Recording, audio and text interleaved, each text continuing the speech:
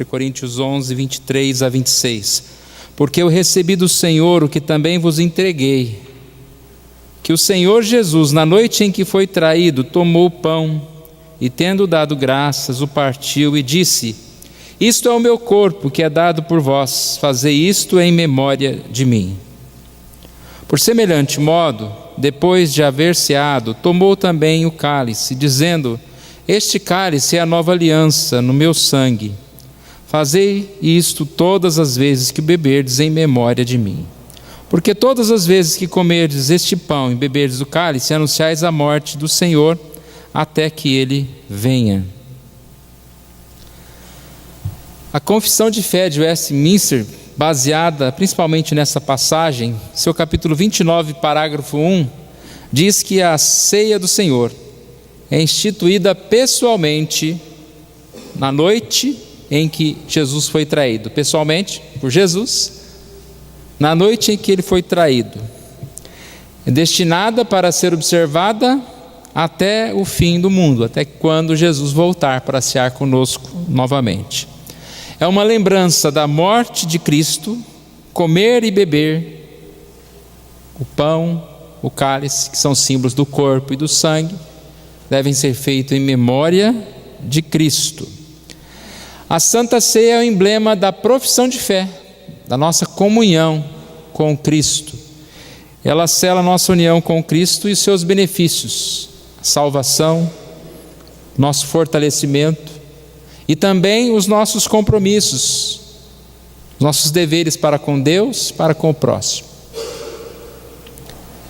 Parece algo tão fácil de se entender, mas não era isso que estava acontecendo com a igreja de Corinto.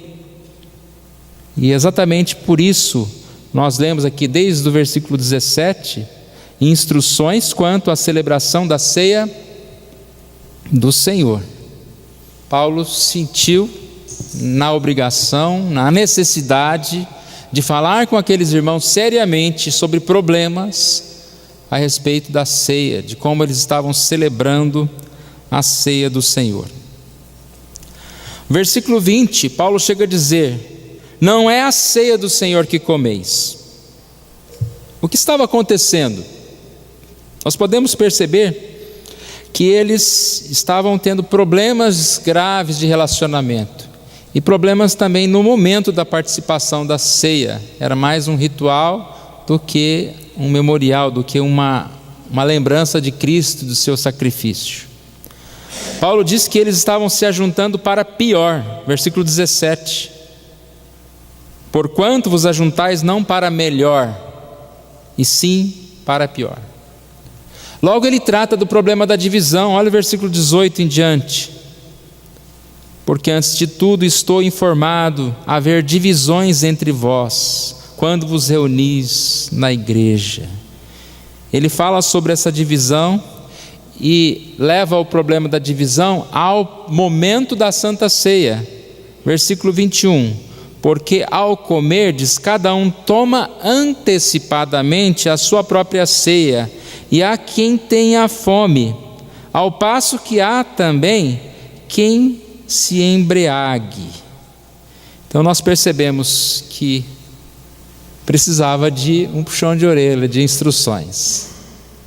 Para a gente entender um pouquinho o contexto que acontecia lá, naquela época havia uma festa chamada Festa do Amor. É como todo domingo eles participavam da ceia e todo domingo havia, vamos dizer assim, um almoço comunitário. Todos levavam coisas e comiam juntos e bebiam. E essa festa era encerrada com a celebração da ceia. Mas o que acontecia? A festa do amor era ela para ser um momento de comunhão, para ser um momento onde as pessoas mais pobres também pudessem participar de uma comida mais seletiva, mais cara, vamos dizer assim, né? Era um momento de comunhão em que todos comiam junto. O que acontecia? Acontecia que os ricos começaram a chegar e separavam-se no cantinho com um grupo dele e comiam a ceia lá, e aqueles que nem tinham condição de levar nada chegavam a passar fome. E o pior de tudo é que depois disso, eles se reuniam e tomavam a ceia, mas já embriagados, já despercebidos, sem saber o que estavam fazendo, sem discernir, tomavam indignamente. Então nós percebemos que a ceia do Senhor não era o que eles comiam, não é a ceia do Senhor que comeis, versículo 20. Nós podemos ter certeza de que não era para melhor, e sim para pior, que eles estavam se ajuntando. Nós temos sempre que pensar nisso, né? Quando nós nos ajuntamos na casa de Deus, é para melhor ou para pior? Porque não basta simplesmente vir à casa de Deus. Nós falamos hoje cedo sobre apostasia, né? Pessoas que participam, que ouvem, que estudam, que até dirigem cultos, mas que estão cada vez mais endurecidos.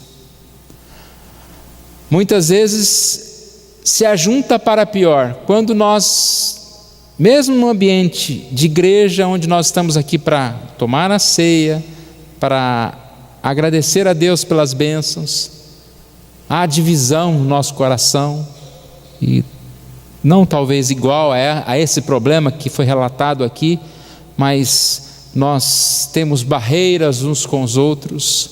Se ajuntai para pior. É nesse contexto então que nós vamos encontrar aqui instruções quanto à celebração da ceia do Senhor. A passagem que eu li a partir do verso 23, porque eu recebi do Senhor o que vos entreguei. Paulo está dizendo, olha, eu recebi essa instrução, é assim que deve ser feito, e eu estou entregando, eu estou dizendo a vocês. Então Paulo não tinha aquelas pessoas como perdidas, ele queria instruir para que eles pudessem tomar conhecimento de como deveriam participar, e assim participarem da ceia dignamente, e assim buscarem as coisas boas, as coisas de Deus. Devemos nos ajuntar para melhor, e sempre que nos reunimos em torno da mesa do Senhor, devemos pensar em algumas coisas que estão aqui. Para nossa melhor compreensão, nós vamos dividir esse assunto da seguinte forma: devemos olhar para trás, para frente, para dentro e ao redor. A parte olhar para dentro, nós vamos demorar um pouquinho mais, que são 3 versículos, mas guarde essas palavras. Quando se pensar acerca da ceia do Senhor, né, tente lembrar dessas palavras: olhar para trás, para frente, para dentro e ao redor. Ao participar da ceia, devemos olhar para trás. Nós vemos versículo 24, e diz: tendo dado graças, o partiu e disse: isto é o meu corpo que é dado por vós, fazei isto em memória de mim. A memória é de algo que já aconteceu, é algo que já Cristo realizou nas nossas vidas. Eu devo olhar para trás, eu como e bebo em memória. O versículo 26 fala também que todas as vezes que comerdes este pão e beberdes do cálice, anunciais a morte do Senhor. Eu olho para trás e eu lembro da morte de Jesus, eu lembro do sacrifício de Jesus. Interessante, Jesus não disse: olhe e lembre dos meus milagres, daquilo que eu fiz, de quem eu sou. Ele: lembre-se, principalmente quando participar da ceia, lembre-se de que eu morri na cruz por você. Olhar para trás, lembrar que Cristo morreu. Por quem Cristo morreu? Por mim e por você.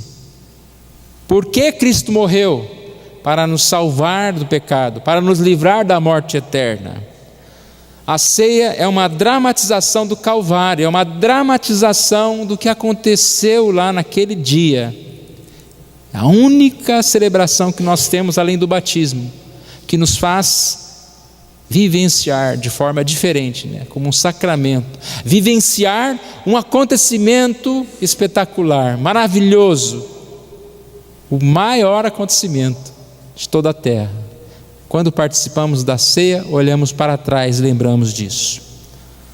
Devemos olhar para a frente, versículo 26. Porque todas as vezes que comerdes este pão e beberdes o cálice, anunciais a morte do Senhor até que Ele venha. Até que Ele venha. A ceia aponta para a frente, olhar para a frente, para a segunda vinda de Cristo. A Eucaristia aponta para a parousia. A parousia é a vinda, a segunda vinda de Cristo. A participação da ceia deve ser um momento de expectativa. A celebração da ceia nos faz lembrar da esperança da vida eterna, de um dia que Jesus voltará e estaremos com Ele e cearemos com Ele. Se você abrir a sua Bíblia em Lucas 22, você vai perceber quanta emoção tem nas palavras de Jesus, um pouquinho antes dele celebrar a ceia. Lucas capítulo 22, a partir do versículo 14 diz: chegada a hora, pôs-se Jesus à mesa com eles e os apóstolos, e lhes disse: tenho desejado ansiosamente comer convosco esta Páscoa antes do meu sofrimento, pois vos digo que nunca mais a comerei, até que ela se cumpra no reino de Deus. E tomando um cálice, havendo dado graças, disse: recebei e reparti entre vós. E ele reafirma o que disse no versículo 18: pois vos digo que de agora em diante não mais beberei do fruto da videira, até aquele dia, até que venha o reino de Deus. Não mais beberei. Cristo está dizendo que aquele momento, esse momento da ceia, que Ele estava instituindo a ceia, foi o primeiro e o último momento dele, até a sua vinda. Nós olhamos para frente, nós olhamos para esse dia que Ele está dizendo: o dia que beberei de novo convosco no reino de meu Pai. Ele está afirmando que nós devemos, sim, fazer isso constantemente e olhando também para a esperança. Falar em esperança, irmãos, no mundo que durante a semana você só ouve notícias ruins, né? De repente você só ouve falar que a economia vai piorar, só ouve falar que os ladrões vão sair da cadeia, você só ouve notícia ruim, porque realmente a maior parte das notícias que são noticiadas são ruins. É muito bom olhar para frente e dizer: olha, não é assim. O que vai acontecer lá na frente é Jesus Cristo vindo, e eu vou cear com Ele. E quando eu participo da ceia, eu tomo a ceia e eu lembro: olha, eu estarei contigo, eu vou cear contigo. A segunda vinda de Cristo é a grande esperança do cristão. Devemos olhar para dentro. Examine-se, pois, versículo 28. Deixe-me voltar para 1 Coríntios. Volte também a sua Bíblia, não deixa fechada. 1 Coríntios 11, o versículo 28. Examine-se, pois, o homem a si mesmo, e assim coma do pão e beba do cálice. O que é examine-se a si mesmo? Olhar para dentro. E aqui é um grande alívio, né, irmãos? Aqui diz: examine-se e coma. Não há opção examine-se e não coma, é examine-se e coma. Eles não participavam da ceia porque eles não se examinavam, eles tomavam indignamente. O que Paulo está dizendo para ele é que você deve se examinar, e quem se examine, ele pode assim e deve assim participar. Na verdade, nós não devemos fugir da ceia por causa do pecado, mas fugir do pecado por causa da Santa Ceia, por causa de Jesus. A Santa Ceia, irmãos, o culto de Santa Ceia deve ser um culto de restauração. A Santa Ceia é um instrumento de restauração. É no momento que nós confrontamos e nós oramos e nós dizemos a Deus que nós cremos que o nosso pecado não é maior que o sacrifício de Jesus na cruz. E por isso eu posso confessar o meu pecado. Ninguém pode falar: Senhor, eu não vou tomar a Santa Ceia hoje porque o meu pecado é tão grande. Jesus fala: o meu sacrifício foi maior. Examine-se, confesse o seu pecado, entregue. Você quer mudar? Você quer Jesus? Porque aqui, irmãos, quem não come e bebe sem discernindo, ou seja, come sem discernir, bebe juízo. Ele fala também sobre fracos e doentes, ele fala sobre tornar-se réu do corpo e do sangue. Ou seja, se nós não tomamos parte com Cristo, tomando ou não tomando a ceia, nós estamos perdidos. Para onde iremos? Examine-se, confesse e toma. Não tem outro caminho. Não tem outro caminho. Qualquer outro caminho é caminho da perdição. Dentro do examine-se, tem duas palavras que eu quero citar aqui, que é o versículo 27 e o 29. 27 diz: indignamente. Por isso, aquele que comer do pão ou beber do cálice do Senhor indignamente, será réu do corpo e do sangue do Senhor. O que é comer indignamente? É comer sem examinar-se.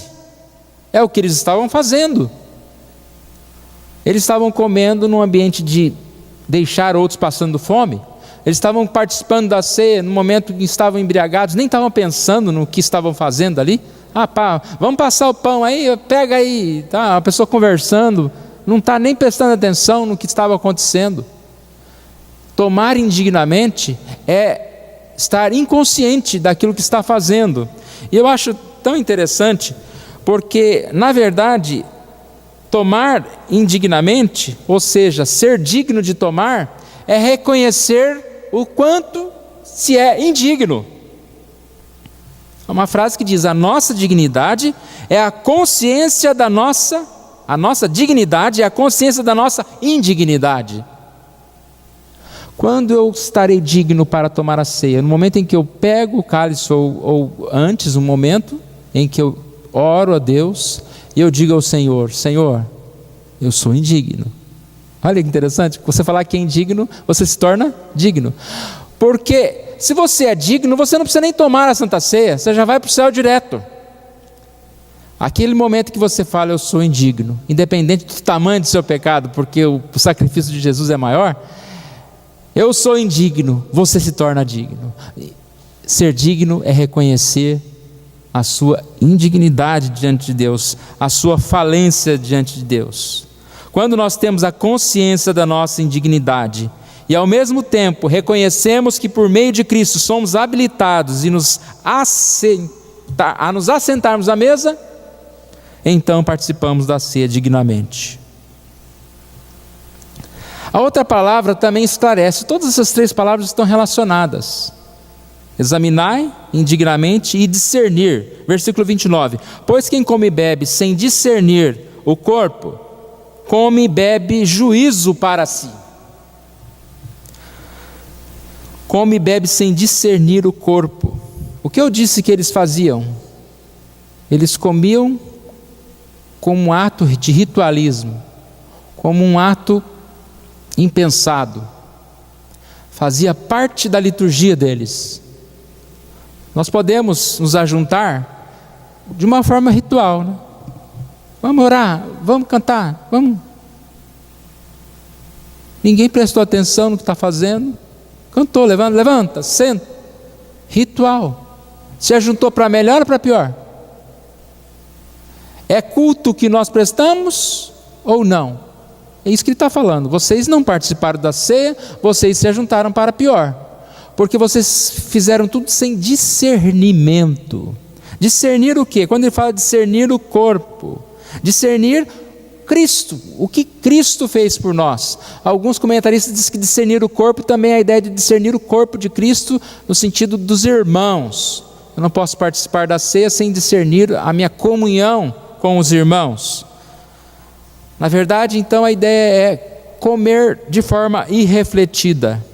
E também comer participando da ceia hospedando pecado no coração, sem disposição para arrependimento, isso é indigno.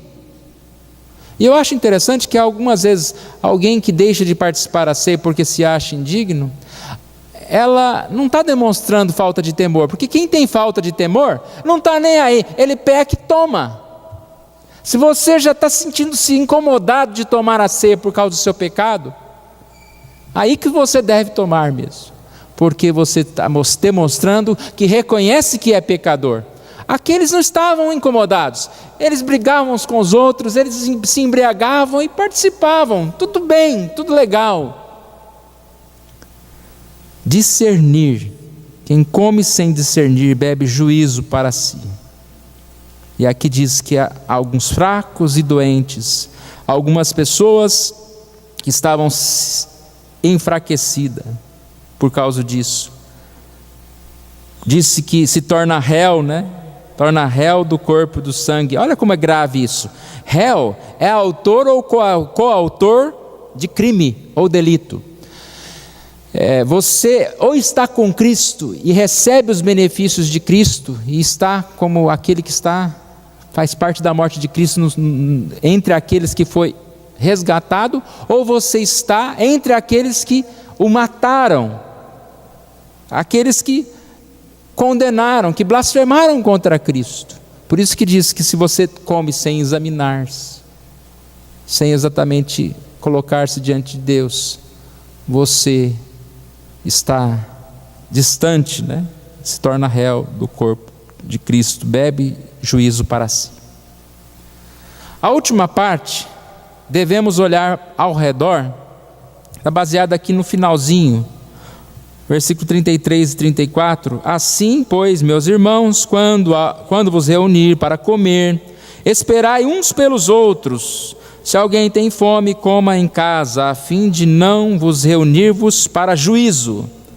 Quanto às demais coisas, eu as ordenei quando for ter convosco. Então lembra o que eu disse, está relacionado à festa do amor, que eles se separavam num grupinho e comiam e deixavam os outros sem comida. Então espere uns pelos outros. Nós participamos da ceia, nós não temos essa festa do amor. Pessoas que dizem que até essa festa do amor acabou, deixou de existir por causa desses problemas que estavam acontecendo.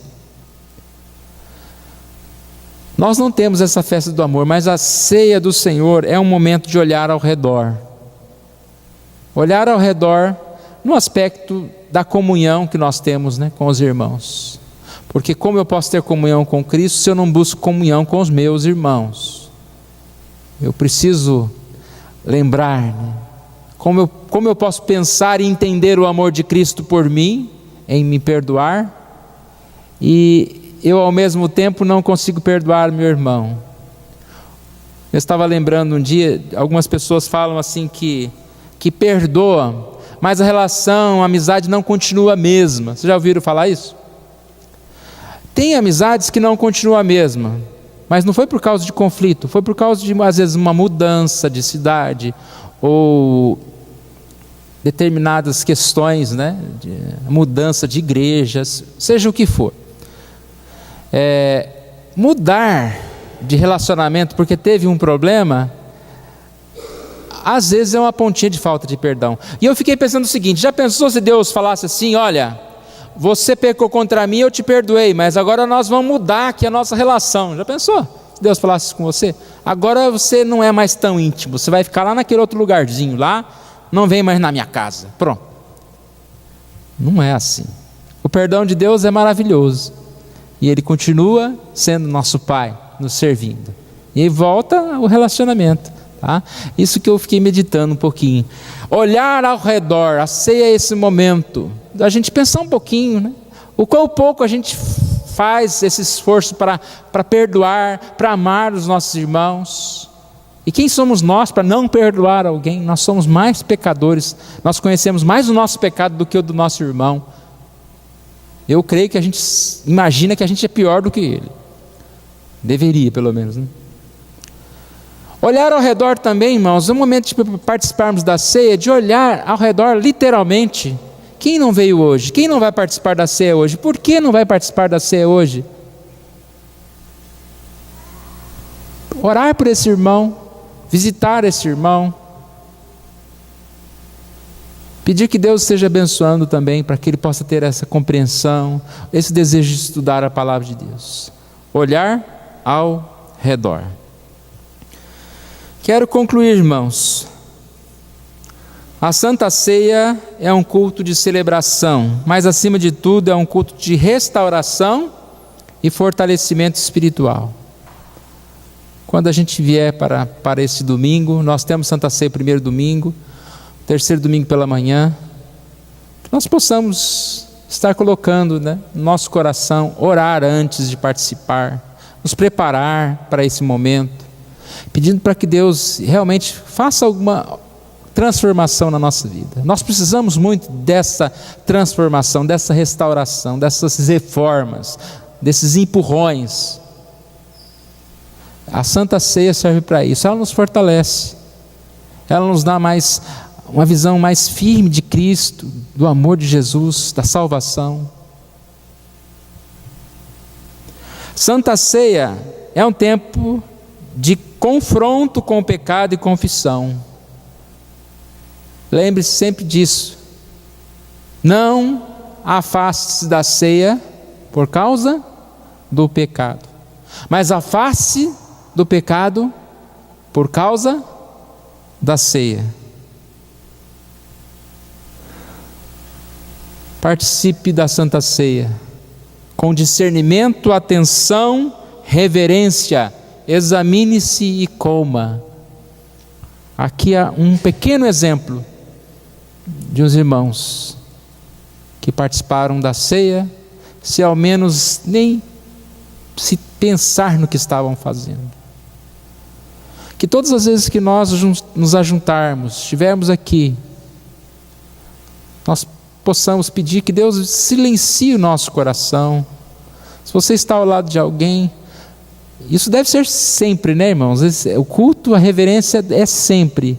Mas eu estou falando especialmente também, nesse momento, silencie o seu coração. Hoje está tão difícil ficar silenciado. Tem gente que fica incomodada se não olhar o celular, as notificações. Até durante o culto, acredita nisso? Parece uma máquina de plim-plom, plim-plom, é um robótico. Não se incomode com os barulhos, com as coisas que estão ao lado. Concentre-se no que você está fazendo. Qualquer coisa às vezes é motivo de distração. Nossa, uma mosca voando, você pronto, a mosca é mais interessante, Você vai ficar lá. Eu não vou começar a dar muito exemplo aqui, senão daqui a pouco alguém fica. Mas você começa a olhar um rachadinho no canto ali, passa 22 minutos olhando aquele rachadinho ali, sabe? Enquanto o pastor não acaba de pregar, você não parou a análise do rachadinho lá da parede. Tempo de reverência. Irmãos, a nossa vida, nós vamos prestar conta individualmente. Nós precisamos de Deus. Nós não vamos fazer isso para agradar o pastor, para agradar o presbítero. Para fazer isso para agradar o pastor, para agradar o presbítero, você fica parado assim, paradinho. Aí você pensa no Fantástico, pensa no jogo de futebol, Faça o que você quiser. Não é para agradar as pessoas que estão ao seu redor. A reverência é para estar diretamente ligado ao que você está fazendo. Isso é tomar a ceia dignamente. Que Deus nos ajude a sempre nos prepararmos, examinarmos e comer e beber aquilo que é a ceia do Senhor, aquilo que o Senhor Jesus deixou para que nós estivéssemos repetidamente fazendo, até o dia em que cearemos com Ele. Vamos nos colocar em pé, nós vamos orar. Pai querido, nós agradecemos a Ti por este momento, agradecemos a Ti, ó Deus, pela Tua palavra, que nos instrui, que nos fortalece, ó Deus. Obrigado, Senhor, que o Senhor Deus nos ajude, ó Deus, a entender a Tua palavra. Tantas passagens, ó Deus, maravilhosas, que são importantes para nós, ó Deus. O Senhor nos dá conhecimento, ó Pai. E eu te peço que hoje o Senhor Deus esteja falando a muitos corações aqui, ó Deus, para que guardem essa mensagem, ó Pai. Quão importante tomar a ceia do Senhor, o quão importante é receber os benefícios, ó Pai, deste momento. E muitos estão cegos, muitos, ó Pai, se afastam da ceia. Ó Pai amado, que o Senhor nos ajude e que o Senhor Deus abençoe esse momento. Ó Pai, colocamos diante do Senhor esta mesa. Oramos em nome de Jesus. Amém.